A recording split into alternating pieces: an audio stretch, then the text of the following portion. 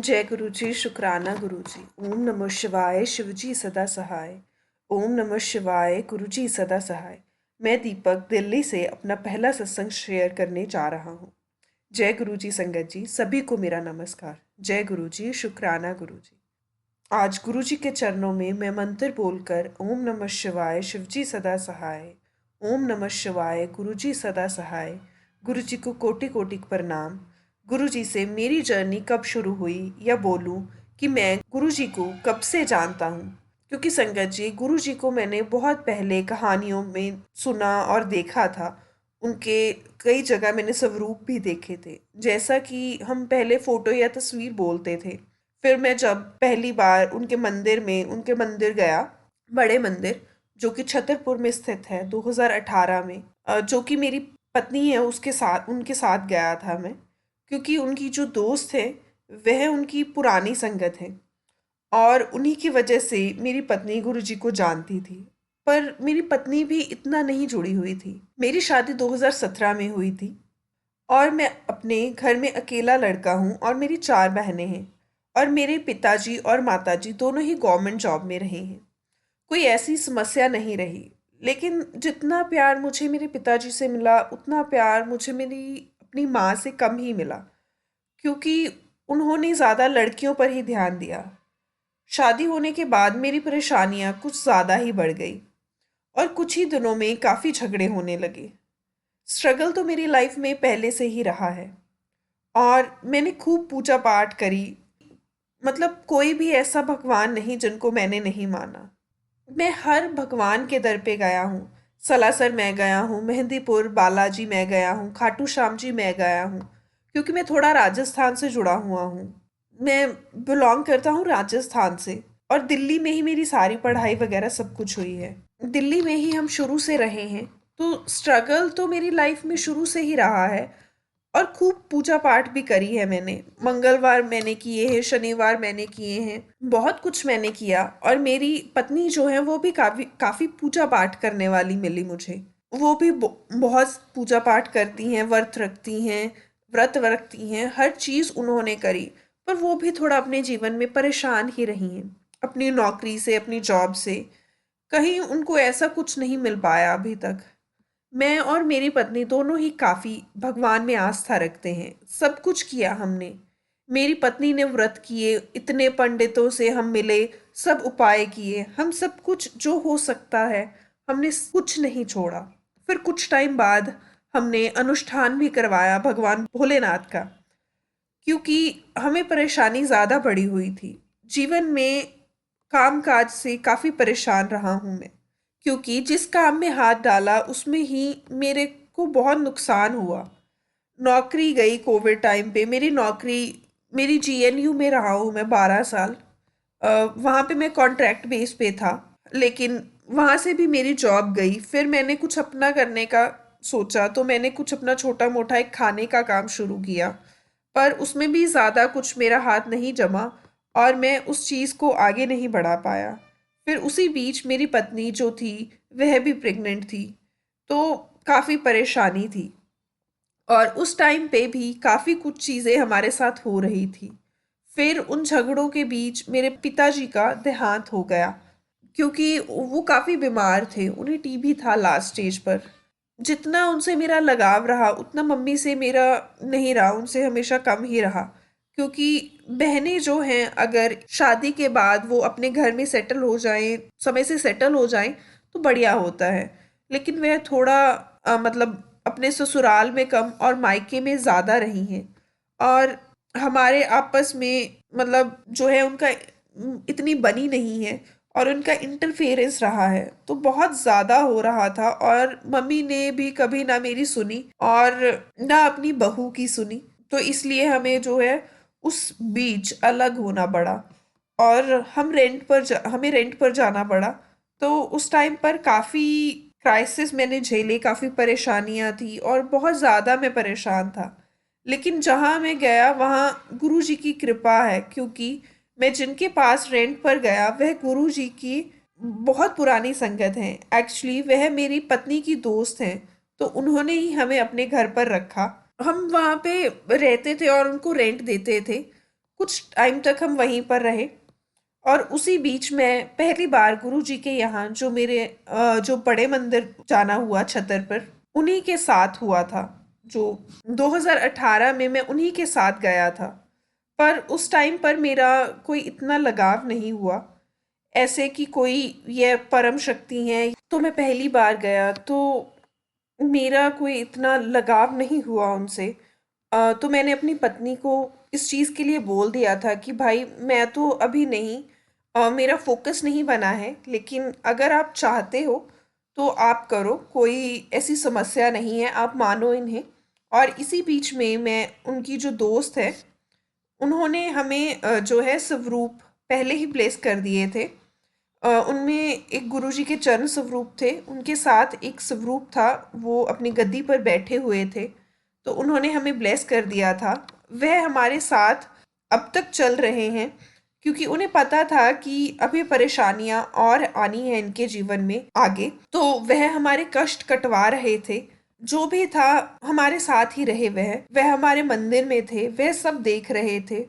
तो इस बीच में जब इतना ज़्यादा क्राइसिस रहे और झगड़े काफ़ी थे, काफ़ी परेशानियां रहीं, और भगवान में ध्यान था कि चलो एक दिन सब कुछ सही हो जाएगा, सब कुछ अच्छा होगा।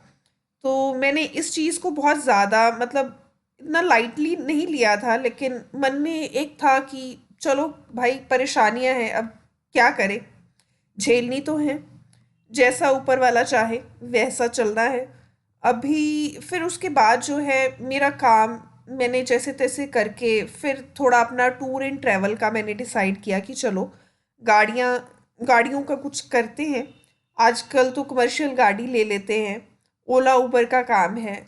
जॉब का तो अभी कुछ हो नहीं पा रहा था, तो इतनी सैलरी नहीं थी, क्योंकि कोविड टाइम रहा था उस टाइम। उसके बाद वह भी मेरा, उसमें मेरा लॉस ही ज़्यादा हुआ। 3-4 गाड़ियाँ मैंने ली, लेकिन वह लॉस खाते खाते मेरे को सब बेचनी पड़ी, आगे निकालनी पड़ी, क्योंकि घर नहीं चल पा रहा था, लॉस ज़्यादा हो रहा था और ज़्यादा हम परेशान हो रहे थे। फिर उसी बीच में हमें जब मेरे पिताजी का देहांत हुआ था, तो हमें सबने समझाया था कि आप एक ही हैं, एक ही हो घर में, तो आपको वापस अपने मम्मी के पास चले जाओ। तो मैं सब कुछ भूल कर अपनी मम्मी के पास आ गया था। और उसी बीच में जब हम साथ रह रहे थे, लेकिन चीज़ें वही थी, दोबारा दोबारा जो है बहनों का इंटरफेरेंस ज़्यादा था, वह चीज़ नहीं हो रही थी। और फिर लड़ाई झगड़े होते थे, हमने खूब कोशिश करी, लेकिन कुछ उसका हल नहीं निकल पा रहा था। और मम्मी भी उस चीज़ के लिए अग्री नहीं हो रही थी। बस अगर कुछ समझाना था चाहो तो समझ ही नहीं पा रही थी। तो फिर हमने सोचा था कि हमने गलती कर दी आके दोबारा, हम इससे बढ़िया तो वहीं थे रेंट पर। तो इसी बीच में इतना कुछ हुआ, तो मेरे को गुरुजी ने एक बेटा भी ब्लेस कर दिया था उसी समय। तो मेरा बेटा हुआ, तो हमें उस चीज़ की भी बहुत खुशी थी। और वह बेटा हमारा ऐसा हुआ कि वह सारे दिन गुरुजी गुरुजी करता रहता है, और काफ़ी भगवानों में उसकी आस्था है।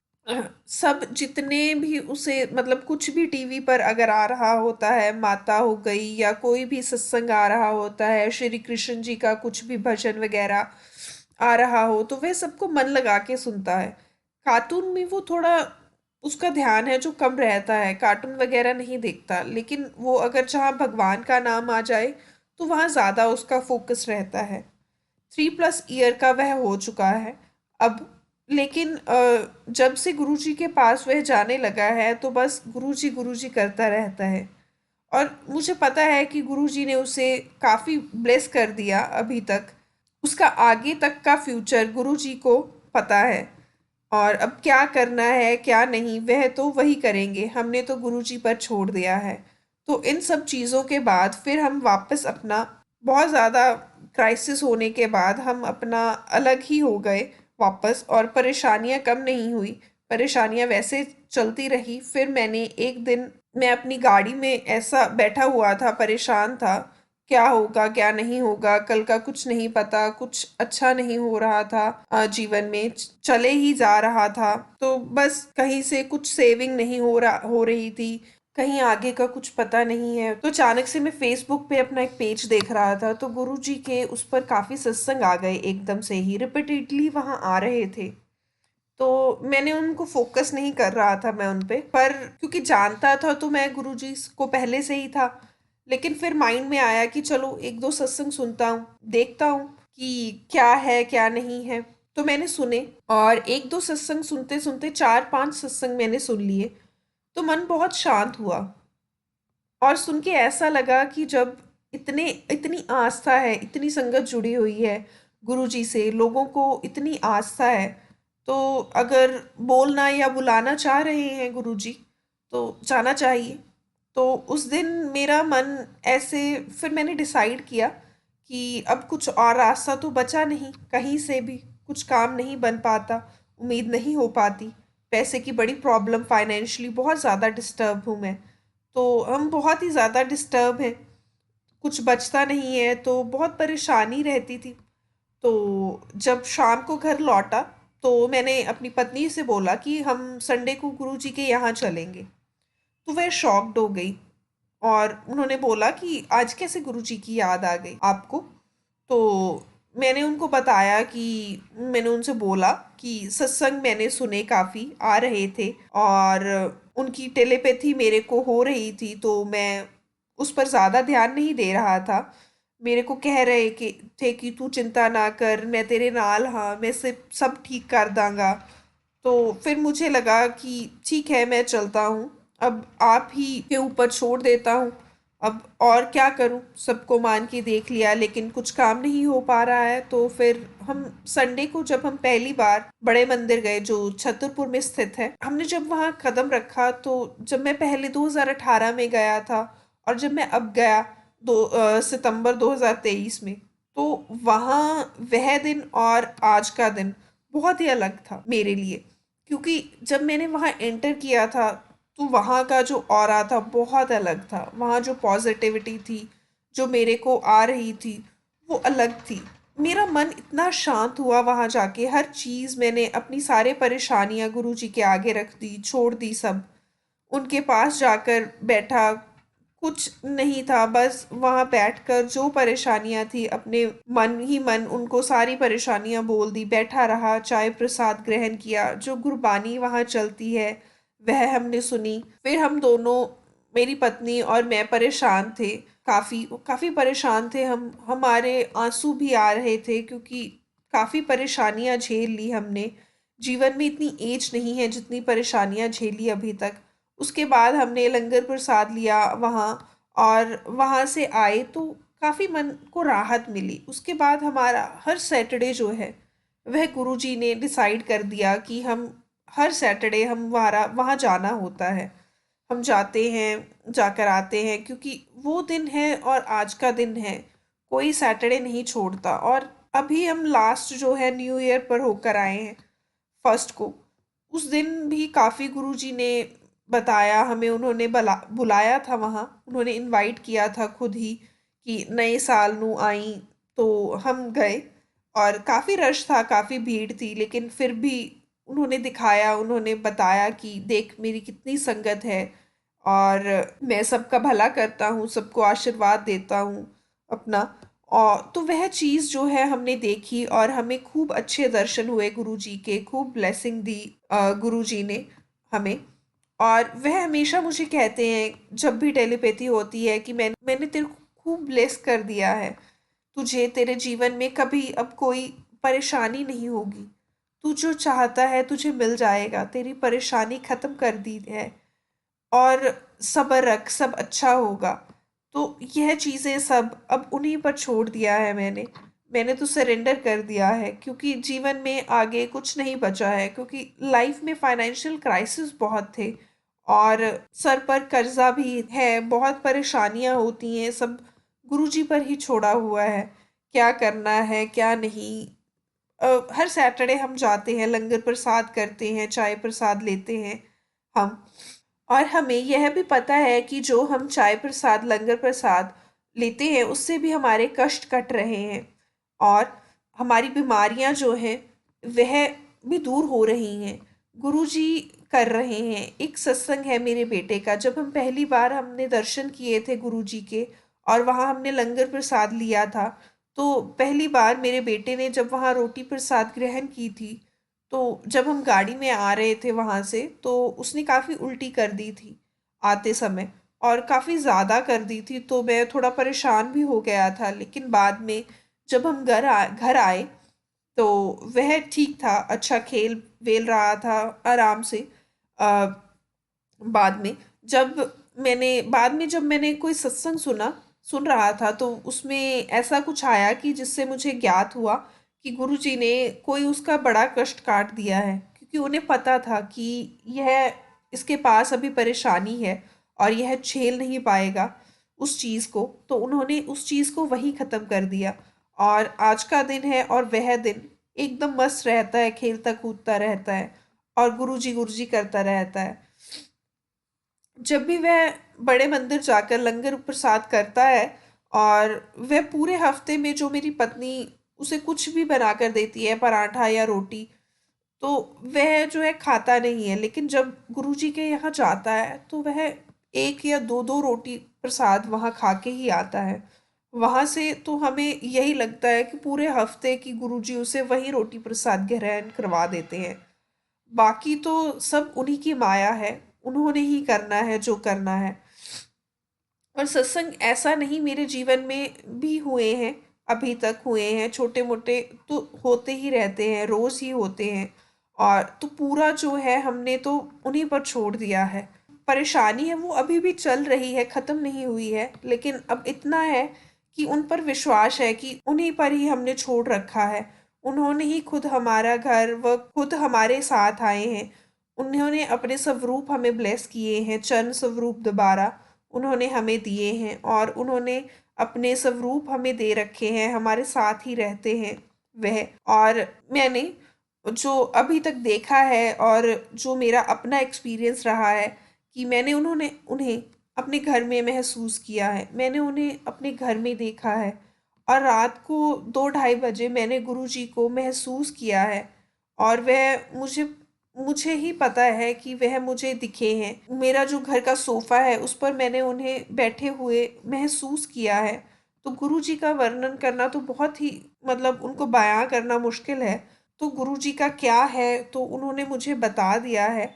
उन्होंने अपना वर्णन जो है मुझे सारा कुछ बताया है, थ्रू सत्संग, थ्रू उन्होंने मुझे जताया कि मैं कौन हूँ, क्या हूँ। उन्होंने मुझे सब कुछ अपने बारे में अभी तक बताया है, और कोई ऐसा उनके बारे में जो मेरे पास आया है फेसबुक से, यूट्यूब से उन्होंने भेजा है, तो मैंने सब कुछ सुना है और देखा है। और मैंने जाना है अभी तक, वह जो समय पहले मेरा बहुत ज़्यादा परेशानी में रहा है, उससे मेरे को अब जाकर थोड़ा राहत है। और अब मेरा मन है जो शांत है उन चीज़ों से।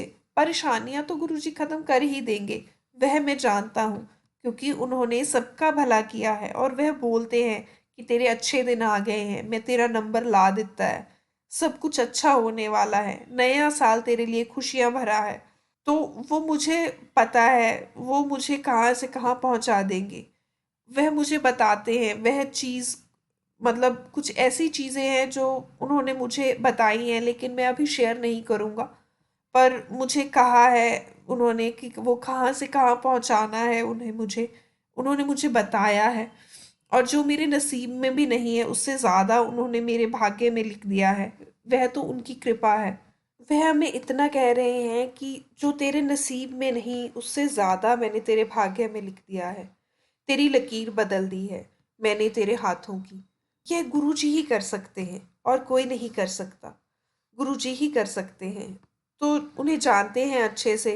उनका बहुत बहुत धन्यवाद करना चाहता हूँ, क्योंकि जो मैंने पुरानी और नई संगीत तो मैं नहीं बोलूँगा क्योंकि सब एक ही हैं, लेकिन जो मैंने टिल 85 से लेकर टिल 95 या 2000 तक का जो मैंने सत्संग सुने हैं, उनमें तो गुरुजी के लेकर, या जो संगत भी जितने भी रही है, उन्होंने जो वर्णन किया है गुरुजी का, वह एक्सपीरियंस मेरे को काफ़ी भाया है। वह मेरे को काफ़ी अच्छे लगे हैं जो गुरुजी ने अपने फिज़िकल रूप में थे जब वो उन्होंने बताया, क्योंकि गुरुजी ने तो मुझे खुद ही चुना है। और मैं गुरुजी के बारे में यही कहना चाहता हूँ कि गुरुजी जो हैं वह रब है, वह महाशक्ति हैं, वह डिवाइन लाइट है जो अपरंपार है। जो उनके पास आ गया, जिन्होंने उन्हें चुना है, उनका कल्याण पहले ही हो चुका है। वह तो उनका कल्याण कर ही चुके हैं। आपको हमें बस बाद में पता चलेगा। वह हमेशा ही कहते हैं, अभी तुम्हें नहीं पता, तू आने वाले समय में पता चलेगा। बाकी और मैं क्या बोलूँ गुरु जी के बारे में। लेकिन वह आपके साथ हमेशा रहते हैं, वह आपको हमेशा साथ, आपका साथ है वो हमेशा देते हैं। वह आपको हारने नहीं देंगे, कभी भी जीवन में वो हारने नहीं देंगे आपको। जब गुरुजी हैं तो हार तो आप सकते ही नहीं हो, बस जीत ही सकते हैं। और ऐसी ऐसी परिस्थितियों से निकाल लेंगे जो आपने कभी सोची ही नहीं होंगी। गुरुजी ने मेरे इतने कष्ट काटे हैं अभी तक, इतनी परेशानियां मैं बता भी नहीं सकता। मुझे ज्ञात है चीज़ों का कि ऐसी ऐसी परेशानियां जिन्हें मैं अभी तक, मतलब मैं झेल ही ना पाता। ऐसी जो परेशानियां हैं वो उन्होंने मेरी काट दी हैं। इस चीज़ के लिए मैं हमेशा उनका शुक्राना करता हूँ, हर बार हर समय मैं उनका शुक्राना करता हूँ, लख लख शुक्राना करता हूँ। उन्होंने मुझे इन परिस्थितियों से निकाला है। वह हमेशा मेरे साथ रहते हैं और मुझे हारने नहीं देते हैं कहीं पर भी। बाकी देखिए, परेशानियां तो सबके जीवन में किसी न किसी चीज़ों से हर कोई परेशान है। सबके कोई ना कोई इश्यूज चलते हैं। लेकिन जब आपके साथ गुरु जी हैं तो फिक्र करने की ज़रूरत नहीं है। आप गुरु जी पर अपना ध्यान लगाइए, अच्छे से उनका मंत्र जाप कीजिए, उनका जितना हो सके शुक्राना कीजिए, आपके सारे काम बनेंगे। कोई काम आपका अटकेगा नहीं, सब काम आपके बनेंगे। अब सब गुरु जी पर छोड़ दिया है। बस अब मन में एक शांति है, गुरु जी सब अच्छा कर देंगे, सब ठीक कर देंगे। आने वाले समय में तो मुझे इस चीज़ की परवाह नहीं रहती कि कल क्या होना है और क्या नहीं होना है। मैं सब गुरु जी पर छोड़ देता हूँ, क्योंकि परेशानी अब, मतलब अब भी थोड़ी बहुत है कि नौकरी और फाइनेंशियल जो क्राइसिस है उसमें थोड़ा जूझ रहा हूँ। लेकिन मुझे पता है कि वो ठीक कर देंगे, मुझे भरोसा है कि वह ठीक करेंगे। और गुरुजी ने हमेशा कहा है कि मांगो नहीं मानो। तो हमेशा हमें बस मानना चाहिए कि वो सब ठीक कर देंगे। किसी भी परिस्थिति में होंगे वो हमें उस परिस्थिति से निकाल देंगे। उनका जो ब्लेस करने का ढंग है वो बहुत ही अच्छा है और बहुत ही अ, बढ़िया है। वो किसी ना किसी तरीके से, किसी रूप से आप तक मैसेज पहुंचाएंगे। और वो आपको सही राह दिखाएंगे जिससे आप उस परिस्थिति से निकल जाएंगे। और वो हमेशा अपने भक्तों के साथ रहते हैं, जो भी उन्हें अपने मन से कनेक्ट करता है, जो उनके साथ, वो उनके साथ कभी कुछ बुरा नहीं होने देते। वो नसीबों वाला होता है जिसे गुरुजी अपने साथ जोड़ते हैं। और गुरु जी की अपरंपार कृपा उन पर बरसती है। वो हर समय उन्हें अपने होने का, अंग संग होने का एहसास दिलाते हैं और उनको सही रास्ता भी दिखाते हैं।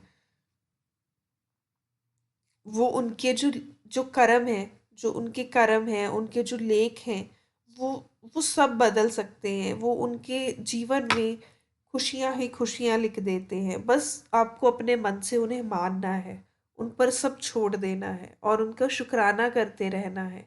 जितना शुक्राना करोगे उतना गुरुजी आपके अंग संग सहाय होंगे। तो हमेशा गुरु जी का शुक्राना करें और उनको अपने अंग संग सहाय मानकर उन पर सब चीज़ें छोड़ दें। जय गुरु जी, शुक्राना गुरु जी। अब मैं अपने सत्संग को यहीं जो है वो विराम देना चाहूँगा। यह मेरा पहला सत्संग है, उम्मीद है आपको अच्छा लगा होगा। और जब मेरे साथ अब दोबारा गुरु जी की, जब हमें मुझे परमिशन होगी तो मैं अपना अगला सत्संग शेयर करूँगा। जय गुरु जी, शुक्राना गुरु जी, लख लख शुक्राना गुरु जी। संगत जी, यह सत्संग दीपक जी का था दिल्ली से। और भी ऐसे सत्संग सुनने के लिए इस चैनल को सब्सक्राइब करें और कमेंट बॉक्स में गुरु जी का शुक्राना करना ना भूलें। जय गुरु जी, शुक्राना गुरु जी, लख लख शुक्राना गुरु जी।